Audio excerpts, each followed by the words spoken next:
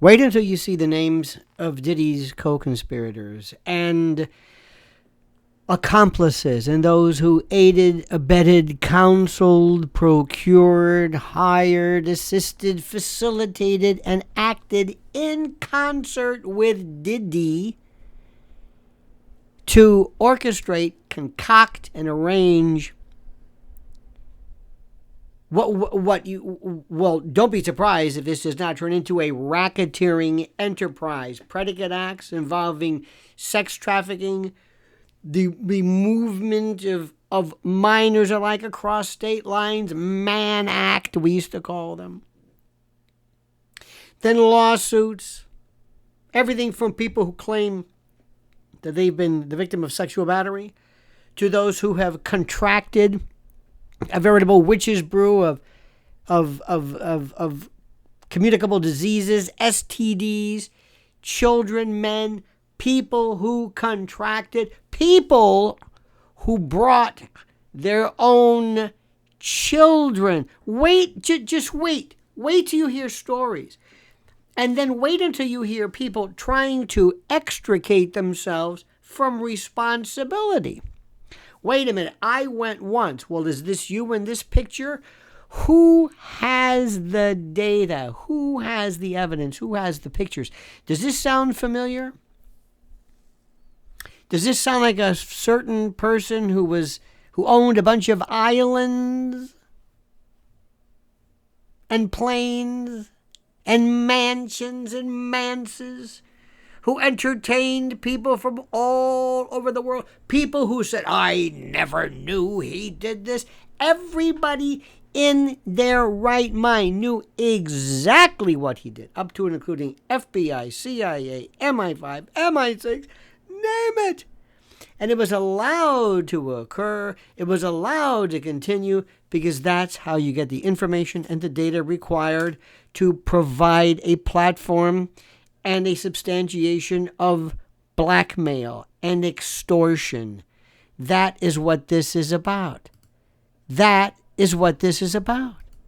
Now, add to that this case and the people who are now coming forward this weekend on Saturday Night Live. I happened to hear this by virtue of one of the little skits or vignettes or sketches that made it across my iPad, and lo and behold, they were doing some version of Family Feud, and one of the references made was to Steve Harvey, who apparently was on all these shows to provide or to substantiate an alibi to being at Diddy's parties.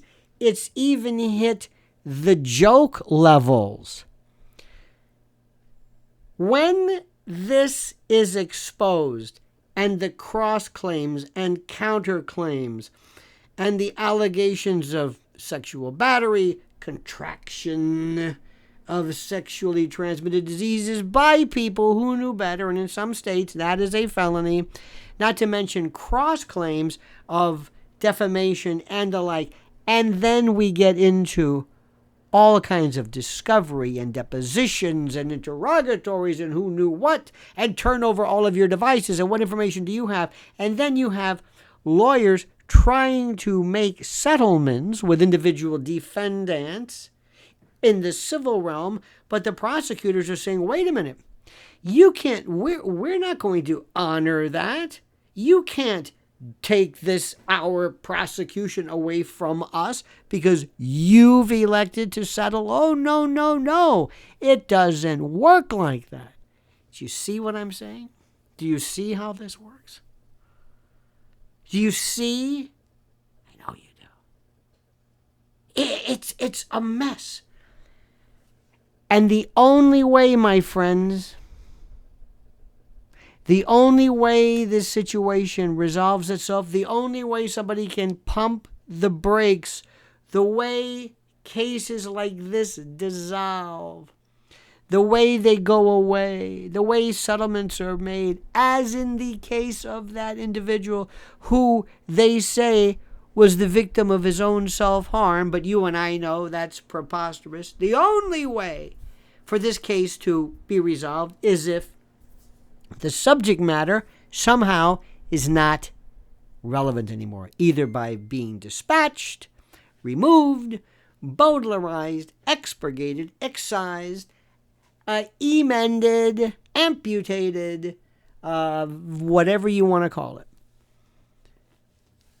Because most people look at these characters, these monosyllabic people, as rap stars you've never heard of, I want you to imagine every major name in the entertainment business and 1 degree of separation from Diddy, and there you have it.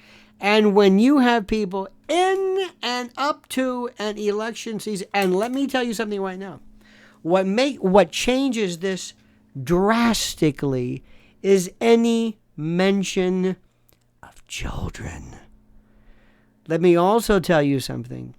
You know and I know what we're hearing regarding people even in the political theater who may or may not be the future subjects of investigations into wrongdoings they have involved themselves in with and regarding children, students, those in their charge.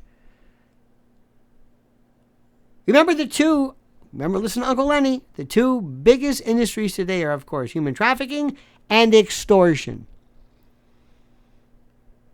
You see, there's always a derivative claim. There was auto theft and then chop shops. Today, there's human trafficking and there's organ harvesting. What? I know. I'm jumping ahead of the gun, or the game rather, or jumping the gun ahead of the game.